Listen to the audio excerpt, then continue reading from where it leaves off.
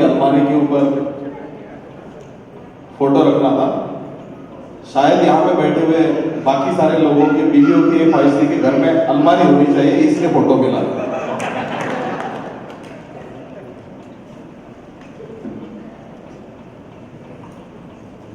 बचपन से एक बात सीखे थे हम सब लोग, घर पे पढ़ाया जाता है, 3 चीजों की जरूरत है, रोटी, कपड़ा और मकान, है ना। वैसे आपके यहाँ शायद रोटी खाते हैं, तो चावल, कपड़ा, मकान। सहयोग में जब आए तब पता चला कि रोटी, कपड़ा, मकान के अलावा ध्यान की भी बड़ी आवश्यकता है।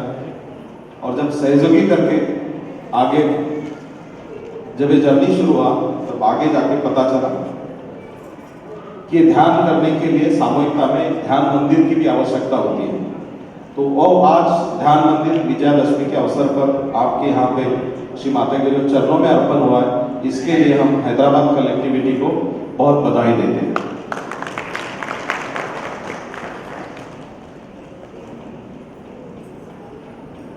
मुझे हमेशा लगता है कि जो सहयोगी हम कार्य करते हैं, नए सहयोगियों को लाते हैं, लेकिन जो बुजुर्ग सहयोगी ये नए जनरेशन को क्या देने वाले हैं। तो सारे विश्व में अगर देखोगे अभी, जैसे गए 5 सालों में आपने देखा होगा कि कुछ लीगल इश्यूज सॉल्व हुए, कुछ एडमिनिस्ट्रेटिव इश्यूज सॉल्व हुए, लेकिन अभी कुछ सालों में जो खबरें आ रही हैं वो यही है कि हर जगह पर सहयोग के आश्रम बन रहे हैं। तो आगे की जो आने वाली जनरेशन होगी, जो से 2050, 2070, ये हमें इसीलिए याद रखेगी कि श्री माता जी ने आत्म साक्षात्कार दिया, इन बीच वाले लोगों ने जो कार्य किया है, इनकी वजह से ध्यान मंदिर बने। तो ये यहाँ पे जो चीज़ यहाँ पे जो घटित हुई है, ये इतनी पावन घटना है कि मैं कब से देख रहा था कि इस एरिया का नाम जो है मेदीपल्ली कहते हैं ना। आप पूरे गौरव से एक बात लिख लीजिए, कुछ सालों में इस एरिया को मेडिटेशन पल्ली करके कहा जाता है। तो मेदीपल्ली का मुझे मीनिंग पता नहीं है, लेकिन महाराष्ट्र में तो गलियां बहुत रहती है छोटी छोटी, तो मेडिटेशन गली जरूर बनेगी। आज आप लोगों ने नासिक की युवा शक्ति, जिन्होंने सहस्त्रनाथ करके जो बहुत बड़ा ढोल का ग्रुप बनाया, इस गणेश पूजा में भी काफी आनंद दिया था इन्होंने, उनको भी बुलाया था। अभी शायद कोई रिप्रेजेंटेटिव नहीं है, लेकिन ये जो बच्चे हैं, अभी आप जानते हो कि नासिक में हालात बड़े बिखर चुके हैं, बहुत बड़े दंगे फसाद चल रहे हैं। ये जो युवा शक्ति आपके सामने खड़ी थी, कुछ मीटर इनके नज़रों के सामने दंगे फसाद चल रहे थे, ये दूसरी वाली गली से बाहर पड़ गए, नहीं तो वो हमला इनकी तरफ ही आ रहा था। तो ये जो बच्चे जितने मेहनत की इन्होंने, आज हम सब इनके लिए जोरदार तालियां बजाते हैं।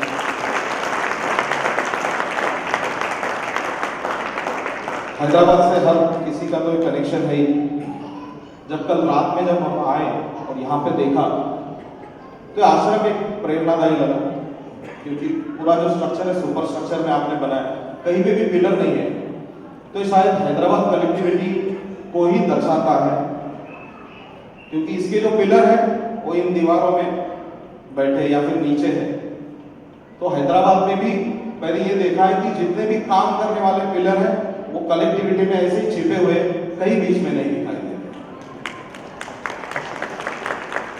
तो यही प्रेरणा लेके आज हम सब लोग यहाँ से बाहर पढ़ने वाले हैं, और मैं जरूर यहाँ पे कुछ अनुभव के तौर पे बातें करने वाला हूँ, क्योंकि ना उपदेश करने की मेरी आयु है, ना आपकी उतनी बड़ी संख्या भी है, क्योंकि आहिस्ता आहिस्ता कम होते जा रहे थे। हमें बहुत बार ये लगता है, अभी भी 2-4 जो पहले डॉक्टर लोग आके गए कि आपने ये फ्लावर रखी, डेकोरेशन कराई, ये क्या सब सच में श्री माता जी के पास पहुंचता है? और पहुंचता है तो उसका जवाब क्या आता है? ये मेरे भी दिल में सवाल था, जिसके 2 वाक्य मेरे बातों में आएंगे, आप उससे समझ जाओगे। पुणे में हम जहाँ रहते, प्रतिष्ठान के निचले वाले हिस्से में रहते, लेकिन उसके पहले जब मेरा इंजीनियरिंग चल रहा था, तो एक श्री माता जी ने की योजना थी कि वहाँ पे एक आश्रम बने, क्योंकि श्री माता के यहाँ पे काफी सारे मेहमान आते थे, तो उनकी रुकने की व्यवस्था हो, बाहर से कोई सहयोगी आएंगे तो उनकी व्यवस्था हो, इसलिए श्री माता जी ने कोथरूड में एक आश्रम बनाने की योजना कराई थी। हुआ था कि उन दिनों में 3-4 साल के गैप के बाद श्री माता जी पुणे में पधारी थी। 96-97 के दरमियान शायद का एक हिस्सा हो। और मुझे उस वक्त सहयोग में आके हार्डली 1.5-2 साल हुए। और ये आश्रम का जब कार्य चलता है तो वो 3 मालों का था, आखिरी वाला माला। तो इसका कंस्ट्रक्शन स्लैब जो रहता है, स्लैब के दिन नॉर्मली जो ओनर्स होते हैं वहाँ पे प्रेजेंट होते हैं, क्योंकि नारियल फोड़ना होता है, ऑस्पिशियस माना जाता है और अच्छे से स्लैब बने, ये चीज़ हम अपेक्षा करते हैं। भी जो उस वक्त के युवा शक्ति कोऑर्डिनेटर थे श्री माता जी ने कव्वाली का कार्यक्रम रखा था, तो उसने एक लिस्ट बनाई थी कि कौन सी युवा शक्ति वहां पे जाए। मैं तो मैकेनिकल इंजीनियरिंग का विद्यार्थी था, तो मेरा सिविल लाइन से कोई मतलब नहीं। तब इन्होंने जब लिस्ट बनाई तो मुझे बाद में पता चला कुछ युवा शक्ति से कि आप जो कव्वाली का कार्यक्रम है वहां पे नहीं जाना है, बल्कि जो आश्रम का काम चल रहा है वहां पे आपको वो जो स्लैब है वो देखना है, बस खड़ा रहना है। मेरे मन में एक सवाल आ गया, मैं मैकेनिकल इंजीनियर हूँ, श्री माता जी ने मुझे यहाँ पे क्यों भेजा है? अगर भेजा है तो कुछ तो अच्छा ही कारण होगा। रात में 1:30 बजे तक का कार्य चला, हम घर लौटे। उस वक्त तो कोई व्हीकल नहीं होते थे, पैदल ही जाते थे। ये भी बच्चे प्रतिष्ठान से आए, जिस जगह पे हम रहते थे, ये बड़े खुश होके आए। आज श्री माता का अपने कव्वाली का कार्यक्रम अटेंड किया। मुझे कुछ पल के लिए थोड़ा सा दुख महसूस हुआ, फिर श्री माता जी ने इनको अपने नजरों के सामने बुलाया था, हमको भेज देता है एक जगह पे जहाँ पे स्लैब का कार्य चल रहा था, और ये तो बड़े खूब मस्त मौला होके मजे लुटा रहे हैं। शायद अपने नसीब में नहीं होगा, लेकिन जब रात में कुंडल चढ़ाकर बंधन लेके सोने की तैयारी हो रही थी, तब दूसरा थॉट श्री माता ने दिया कि शायद मेरा काम वहीं पे सही था जहाँ पे मैं था। ये सवाल मेरे मन में चला गया। दूसरे दिन किस्सा ऐसा हुआ कि प्रतिष्ठान में वापस कुछ युवा शक्ति को काम करने के लिए कहा, तो मेरी हमेशा बड़ी ये इच्छा रहती थी कि अगर कोई नई चीज सहयोग से रिलेटेड मुझे देखनी है तो श्री माता जी दिखाए। हो सकता है कि ये अट्टहास था। तो दूसरे दिन श्री माता जी जब प्रतिष्ठान में कार्य कर रही थी, श्री माता की पूरी फैमिली आने वाले थे, पापा मामा भी आने वाले थे। तो पता नहीं उन्होंने बाहर ऐसी नजर करके ना बोले कि ये 2 युवा शक्तियों को अंदर बुलाओ। उसमें मैं भी एक था, और उसके आगे 3.5 घंटा हर रूम में जाके श्री माता जी प्रतिष्ठान दिखाने एक कार्यक्रम। उसके बाद ये भी वाक्य मेरे दिमाग से चली गई कि चलो श्री माता जी ने ये भी करा दिया। जब मैं विदेश से भारत में 2011 में यहाँ पे वापस इंडिया में सेटल होने की मैंने कोशिश कर रहा था, तब उसके पहले मेरा बिजनेस था आईटी और कंस्ट्रक्शन का। लेकिन अचानक श्री माता ने ऐसे अपॉर्चुनिटी करा दी कि अभी हम ये जो आप घर देखते हैं ना, अपार्टमेंट्स, रियल एस्टेट, कंस्ट्रक्शन, ये बिजनेस अचानक मुझे अपॉर्चुनिटी आ गई, इसमें काफी ग्रोथ होने लगी। अब जाके वो मैं 1997-98 के दिन याद करता हूँ, तो श्री माता जी ने उस वक्त हमसे वो स्लैब का जो कार्य करना था ना, वो सेवा करा ली थी, क्योंकि उनको किसी एक दिन अपने इस बेटे को इस व्यवसाय में आगे खड़ा करना। मुझे कहना एक ही है, आपने शायद यहाँ पे एक फूल लाया हो या आपने यहाँ पे चद्दर उठाई हो, भले ही किसी ने ना देखा हो, लेकिन उन्होंने देखा है और सही समय पर वो आपके साथ पूरी शक्ति से खड़ी हो जाती है, और इतना बदलाव आप देखोगे बहुत जबरदस्त होगा। अगर किसी का अभी तक योगदान नहीं लगा है इस आश्रम को बनाने में, तो आप जरूर जुड़ जाइए, क्योंकि इसका कारण ही ऐसा है। कल रात में मैं प्रतिष्ठान का जो भूमि पूजन हुआ था पुणे में 14 मार्च 1986, उस वक्त की वीडियो क्लिप देख रहा था। उस वक्त श्री माता जी ने प्रतिष्ठान बनने से पहले कहा था कि ये जो आश्रम बनता है या फिर प्रतिष्ठान बन रहा है, ये तो बोले बहाना है, मुझे तो यहाँ के सहयोगियों को बांधना है। मुझे भी ऐसा आज लग रहा है कि यहाँ पे ये जो हैदराबाद का आश्रम बना है, आश्रम बनना, सामूहिकता में आना, ये बहाना है, लेकिन आज से अधिक और अधिक संख्या में हैदराबाद की कलेक्टिविटी बांधी जाएगी, ये आप पूरा विश्वास रखिए। श्री माता जी के जैसे हम हर चीज के ऊपर देखते हैं कि हर जगह पे इनकी ध्यान रहती, तो विदेश में मैं 6-7 साल एशियन कंट्रीज में मैंने काम किया, जिसमें अधिकतर चाइना में था। तो जैसे अभी हम सबको इच्छा होती है श्री माता जी साकार रूप में रहती है, हमारे शहर आए, हमारे गांव आए, यहाँ पे कुछ कार्यक्रम रहे, तो बीजिंग की कलेक्टिविटी, बीजिंग में, चाइना में हार्डली कोई ऐसे सहयोगी होंगे जिन्होंने श्री माता को साकार रूप में देखा है। पूरा कम्युनिस्ट देश, श्री माता ने कार्य करने के लिए जब किसी सहयोगी को कहा था तो 89 से लेकर 2003 तक केवल 2 सहयोगी बन पाए। सोचिए कितना टफनेस होगा। और उसके बाद जब ये आगे बढ़ने लगा तो श्री माता जी का आश्रम के जरिए चित्र कैसे फैलता है, क्योंकि आज हम आश्रम में बैठे तो हम आश्रम की बातें करें। तो दिवाली की पूजा थी और दिवाली की पूजा के अवसर पर ये सारे सहयोगी जो थे चाइनीज लोग तैयारी कर रहे थे, दिए बना रहे थे, कोई कलरिंग कर रहे थे, इस तरह के काम चल रहे थे। तो मैंने ऐसे ही उनको पूछा कि आप कितने लोगों को ऐसा लगता है कि श्री माता जी बीजिंग में आनी चाहिए? सबने हाथ खड़े किए। ये 2007 की बात होगी, 2007 की दिवाली। तो मैंने पूछा कि क्या आप बिलीव करते हो कि श्री माता का यहाँ पर ध्यान है? तो बोले no but she should come here. सारे नए लोग थे, सी मस्ट कम। तो मैंने कहा कि देखो उनका वर्किंग बड़ा अलग होता है। आपने देखा होगा कि रशियन गवर्नमेंट के साथ जैसे 89 में श्री माता ने करार किया, जो भी साइनिंग की डॉक्यूमेंट, 2 साल में आपने देखा पूरा कम्युनिज्म कोलैप्स हुआ। मतलब वो तो शुद्धता का एक बहुत बड़ा श्री माता चैतन्य का स्रोत है। अगर यहाँ पे आ जाएगी बीजिंग में, पता नहीं यहाँ की सरकारें बदल जाए। आप ऐसी प्रार्थना ना करें, केवल ये प्रार्थना करें श्री माता जी अगर आपका इस बीजिंग के आश्रम पर ध्यान है तो क्या हमें इसकी आप अनुभूति दोगी। ये प्रेयर कराई। दिवाली की पूजा दूसरे दिन पूजा होगी। जब मैं पुणे में गया तो प्रतिष्ठान में कुछ कव्वाली का कार्यक्रम था और मैं कुछ इंस्ट्रूमेंट्स, म्यूजिकल इंस्ट्रूमेंट पहुंचाने की मेरी जिम्मेदारी थी और म्यूजिकल आर्टिस्ट। मैं उनको छोड़ते वक्त जैसे बाहर निकलने लगा तो सामने से एक सहयोगी आए। उन्होंने कहा कि अरे कुछ गिफ्ट रखा है। बोला मेरे लिए? बोले नहीं।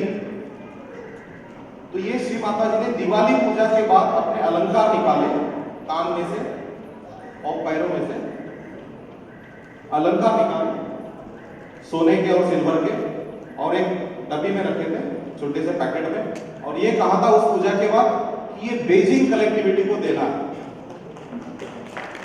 अभी जो स्पीच हुआ उसमें क्या उसी एक ऐसा माध्यम है जिसके द्वारा हम लोगों तक सीधा पहुंच सकते हैं। हर गांव में जाके हम स्कूल कॉलेज में कॉर्पोरेट लेवल पे प्रोग्राम्स कर रहे हैं, लेकिन जो विलेजेस है वहां पे तो नहीं जा रहे। हमारा वही प्रयास रहता है कि हर टीम को लेके हम 6 दिन का टूर करते हैं। 6 दिन में कम से कम 8 या 10 गांव में जाके हम वो प्रोग्राम्स कंडक्ट करते हैं। ज़्यादा से ज़्यादा लोगों को सेहत के बारे में उनको बताते हैं, सेहत क्या है, सेहत के बारे में जानकारी देते हैं, और उसके बाद में सेहत कृषि टेक्निक के बारे में उनको बताते हैं। आज फार्मिंग में कोई भी फार्मर हो वो बेनिफिट दिखता है, मुझे कितना इसमें क्या मेरा फायदा है।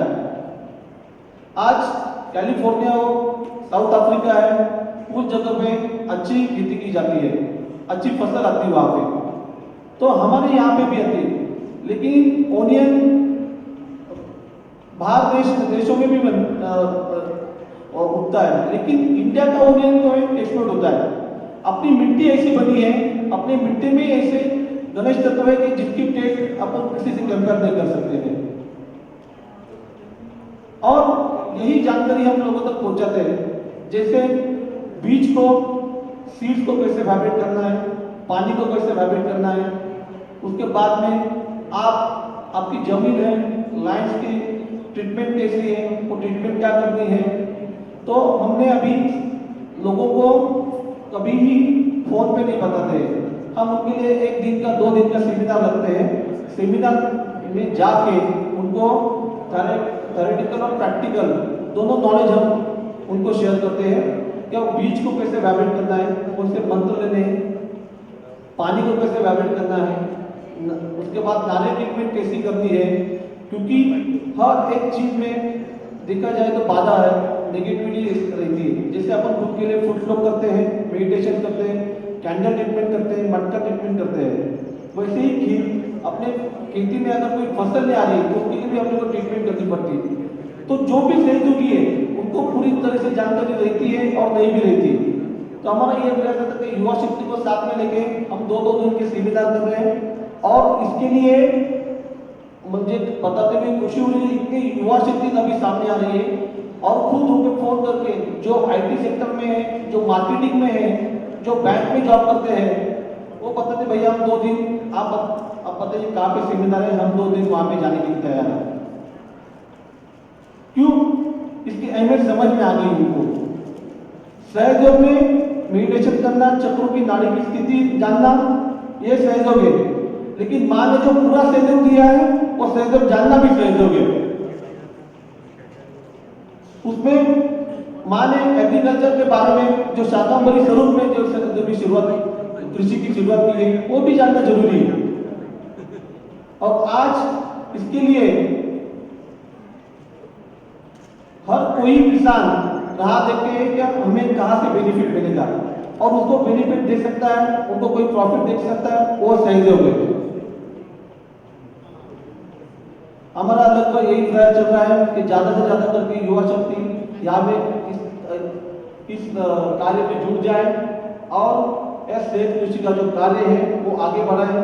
अभी हमने नासिक में एक कृषि का सेमिनार कृषि एग्जीबिशन लगने वाला है, उसकी परमिशन हमें मिल चुकी है। वहाँ पे भी आप कोई है तो वहाँ पे वॉलंटियर आ सकते हैं। वहाँ पे लास्ट टाइम में 5 लाख से वो कुछ फार्मर्स आए थे, इस बार ज़्यादा फार्मर्स आने की वहाँ पे आशंका है। और जहाँ पे भी कृषि के एग्जीबिशन लगेंगे किसी स्टेट में हो, यहाँ पे तो लगभग बहुत सारे ऐसे थे, लेकिन कुछ स्टेट बन रहा है तो अपने स्टेट हम लोगों के समक्ष पहुँचे, हम लोगों का मार्गदर्शन किए, हम लोगों का उत्साह बढ़ाया। उसके लिए हम उन लोगों को तहे दिल से धन्यवाद ज्ञापन करना चाहता हूँ। उसमें माननीय और दिनेश राय साहब वाइस चेयरमैन, सुरेश कपूर साहब SPT secretary National Trust, lieutenant colonel Mankotia ji, Mrs Nageshwari ji, Mr Pradeepan, उसके अलावा ये लोग आके और हमारे बातचीत हो रही थी अपने दिनेश राय साहब से जब हम लोग जा रहे थे शोभा यात्रा में, तो वो बता रहे थे कि हमारे सहयोगियों की भी परीक्षा होती है और आप लोगों ने भी हम लोगों ने परीक्षा ले ली। आज ये क्या बोलते हैं, आज दशहरा का दिन है तो आना ही पड़ेगा। तो उन लोग मैंने बहुत बहुत धन्यवाद आप सभी को कि आपने ये कीमती समय हम लोगों के लिए दिया है। वो हम लोगों के लिए और श्री माता जी के लिए वो प्रेरित बनता है। उसके अलावा कर्नाटका से सुदीप जी, उसके बाद महाराष्ट्र से श्री रामदास जी, प्रतिष्ठान कमेटी मेंबर्स, युवा शक्ति national coordinator mister Swapnil cultural wing, उसके बाद श्री महेश युवा शक्ति कोऑर्डिनेटर नासिक से भी आए हैं। और जो कि इन्होंने भोज का कार्यक्रम जो किया वो हम लोगों के दिनों में काफ़ी दिन तक और काफ़ी निशान के साथ, अच्छे निशान के साथ में रहेगा और हम लोग याद करेंगे। और हम चाहते हैं कि आगे भी हम लोग को वो उस तरह का दृश्य दिखाते रहे, समय समय पे आते रहे और हम लोग उनको सुनते रहे। इसके अलावा हमारे जितने भी स्टेट डिफरेंट डिस्ट्रिक्ट से और लोग भी आए हैं, आंध्रा, तेलंगाना और हमारे ट्रस्ट मेंबर तेलंगाना के, उन लोगों को भी और हमारे कोऑर्डिनेटर स्टेट कोऑर्डिनेटर तेलंगाना के, उनको भी बहुत बहुत धन्यवाद ज्ञापन करना चाहूँगा। क्योंकि उन सभी के लगन से और जैसे कि बहुत सारे अटेंशन की बात बोलते हैं, सहयोग में अटेंशन ही काम करता है, बात सही है। तो हमारे जितने भी सहयोगी भाई बहन इस अटेंशन के द्वारा इस आश्रम के निर्माण में, इस आश्रम का जो इनाग्रेशन का प्रोग्राम है उसको सफल बनाने में अपना चित्त दिए हैं, अटेंशन दिए, उन सभी को मैं तहे दिल से धन्यवाद ज्ञापन करना चाहता हूँ। तो उसके अलावा और जितने भी हमारे भाई बहन, हमारे सहयोगी, हमारे नॉन सहयोगी जो हमारे अगल बगल में रहते हैं, स्टेट के जितने भी missionaries, police department, traffic department, जो भी इसमें हम लोगों को सहायता किए हैं प्रत्यक्ष रूप में और अप्रत्यक्ष रूप में, उन सभी को भी तहे दिल से धन्यवाद ज्ञापन करता हूँ।